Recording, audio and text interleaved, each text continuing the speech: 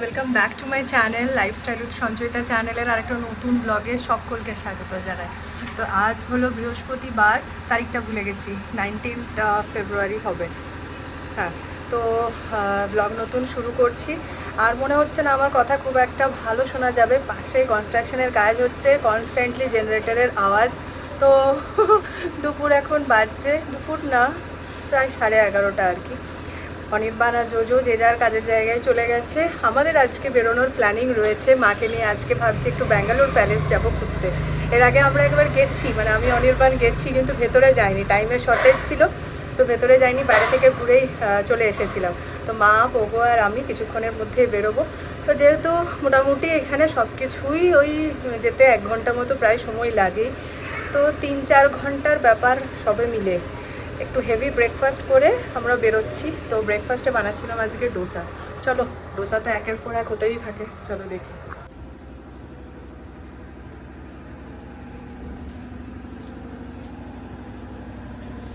আচ্ছা,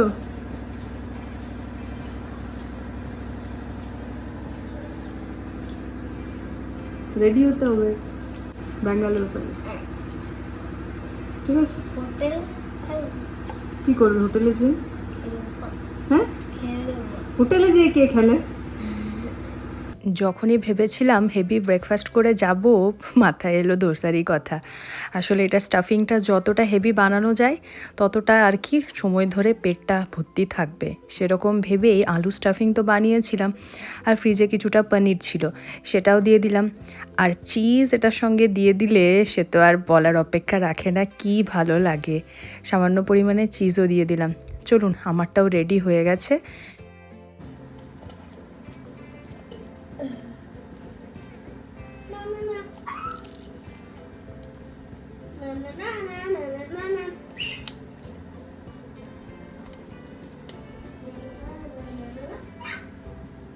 ঘড়ির কাঁটায় প্রায় 1:30, 1টা নাগাদ বেরোবো ভেবেছিলাম। সেই মতো সবাই রেডিও হয়ে গেছি। বেরোবার সময় ক্যাব বুক করছি, আর সববার যা হয়, এই আসছে আর ক্যান্সেল। সবে মিলে মোটামুটি প্রায় 15-20 মিনিট পর এই অটোখানা পাওয়া গেছে। চলুন এরপরে আমরা পৌঁছাই। দেরি করে বেরোচ্ছি ঠিকই, পৌঁছাতে 1 ঘন্টা মতো সময় লাগবে। এতটা দুপুরবেলায় সেরকম রাস্তায় ভিড় তো থাকে না। বছরখানেক আগে, মানে ওই করোনার আগের সময়ের কথা বলছি, তখন অনির্বাণ অফিস চলে গেলে আমি ওই বাজারটুকুই যেতাম, তার চেয়ে বাইরে যাওয়ার সাহস হতো না। কিন্তু এবারে আমি, মা, পোগো 3 জনে মিলে বেরিয়ে পড়েছি। ফোনে চার্জ থাকলেই এখন কেল্লা ফতে। আর আমাদের এখন পুরুলিয়া শহরের কি খবর গো? পলাশে সেজে উঠেছে জানিও, কিন্তু ব্যাঙ্গালোর শহরের এখন চেরি ব্লুজমের টাইম। চারদিকে কি সুন্দর গোলাপি ফুলে সেজে উঠেছে দেখুন। ফুল কিছু পড়েও রয়েছে মাটিতে, ইচ্ছা আছে কিছুগুলো তুলবার, পরে সময় সুযোগ হলে তুলে বাড়ি নিয়ে যাব। কিন্তু কি সুন্দর লাগছে চারপাশটা, 2 পাশে গাছ আর মাছ দিয়ে যাচ্ছে রাস্তা। রাস্তার 2 ধারে আবার গোলাপি রঙের রয়েছে ফুল পড়ে। এত সুন্দর জিনিস দেখতে দেখতে চললাম আমরা আমাদের আজকের ডেস্টিনেশন ব্যাঙ্গালোর প্যালেস।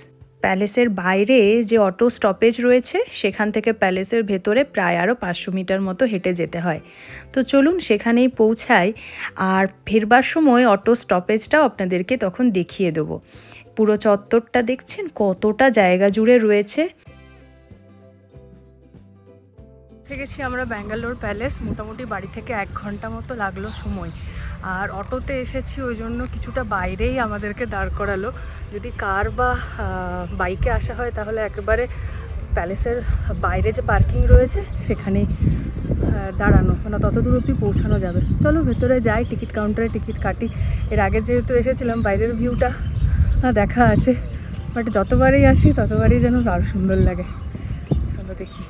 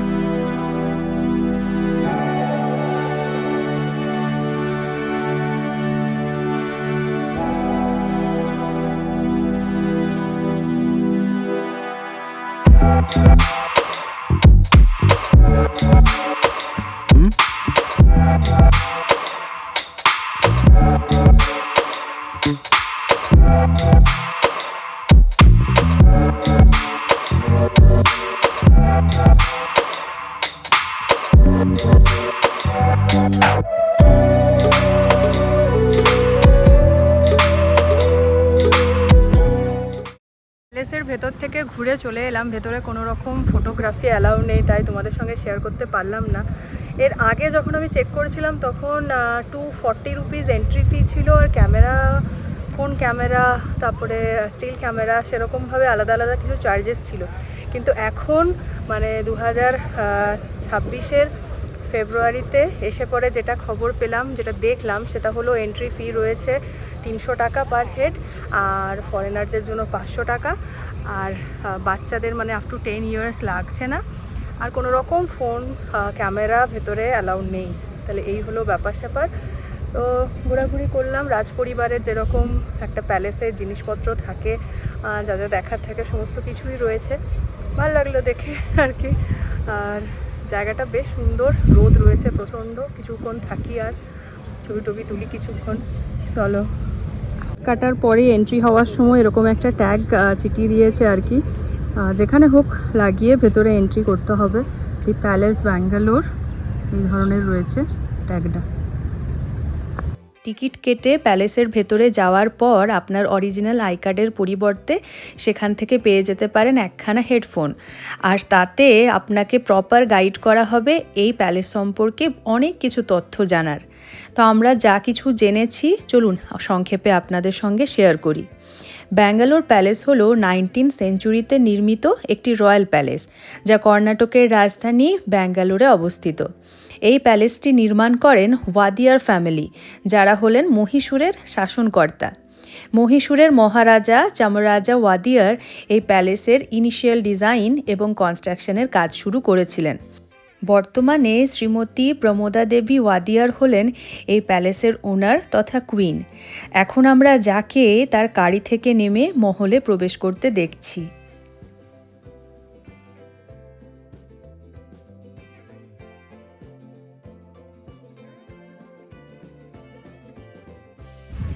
রাজভবন থেকে বেরিয়ে ফটো তুলছিলাম, সেই সময় লাকিলি রানীর সঙ্গেও দেখা হয়ে গেল আর কি। বেরিয়ে ভেতরে ঢুকছিলেন, আমরা দেখতে পেলাম। যাই হোক, এটাও একটা লাকি ব্যাপার।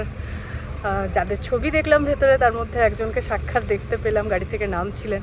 তো আমরা এখন ওখান থেকে বেরিয়ে এসেছি, যে সামনে লন বাগান করা রয়েছে, সেখানে রোদ রয়েছে প্রচণ্ড।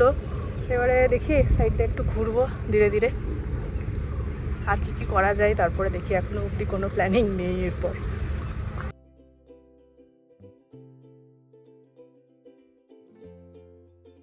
ব্যাঙ্গালোর প্যালেস আমাদের ঘোরা হয়ে গেল। আশেপাশটা একটু দেখে নিলাম, যা রোদ ছাতাটা ফোটাতে আর কি বাধ্য হলাম। তো প্রায় বাজছে 3:30, 1 ঘন্টা এনাফ, যথেষ্ট আর কি দেখার জন্যে। এবারে খিদে পেয়ে গেছে, আমরা রাস্তায় ওরিয়ন মল ক্রস করে এলাম, দেখলাম। তো ওখানে যাব, একটু ঘুরবো, খাওয়া দাওয়া করবো, দেন বাড়ি ফিরবো। চলো। ওই যে সামনেই রয়েছে অটো স্টপেজ, আমাদের অটো অলরেডি ওখানে পৌঁছে গেছে। প্যালেসের ভেতরে অটোর প্রবেশ একেবারে নিষিদ্ধ। এটাই হলো অটোর পিক আপ আর ড্রপ পয়েন্ট। আমরা বেরিয়ে পড়েছি, যাচ্ছি এখন ওরিয়েন্ট মল। মোটামুটি প্যালেস থেকে ডিস্টেন্স দেখাচ্ছে ওই 7.5 কিলোমিটার মতো, যেটা আমাদের বাড়ি যাওয়ার রাস্তার মধ্যেই পড়ছে। তো বিকেল এখন প্রায় বাজছে 4টা, দুপুর গড়িয়ে বিকেলও হয়ে গেছে। খিদে পেয়েছে প্রচণ্ড, তাই ভাবছি ওখান থেকে কিছু একটু খেয়ে তারপরে বাড়ির পথে রওনা দেব। এতটাই খিদে পেয়েছে, পেটের ভেতরে প্রায় ইঁদুরগুলো ডন মারছে। আর এদিকে পোগোরও পেয়েছে বেজায় খিদে। কিছু শুকনো খাবার এনেছিলাম, কিন্তু সেগুলো খেতে সে রাজি নয়। তাই চলুন ভেতরে যাই, আগে কোথায় রয়েছে ফুড কোর্ট সেটা খুঁজে বার করি। এদিকে ওদিকে না গিয়ে এসকেলেটারেও না চেপে আমরা সোজাসুজি লিফটে চেপে পড়েছি। একেবারে ফুড কোর্টে গিয়ে সেই লিফট থামবে, এতটুকুও টাইম ওয়েস্ট করতে আমরা কেউই রাজি নই আর কি। চলুন ভেতরে যাই এরপর।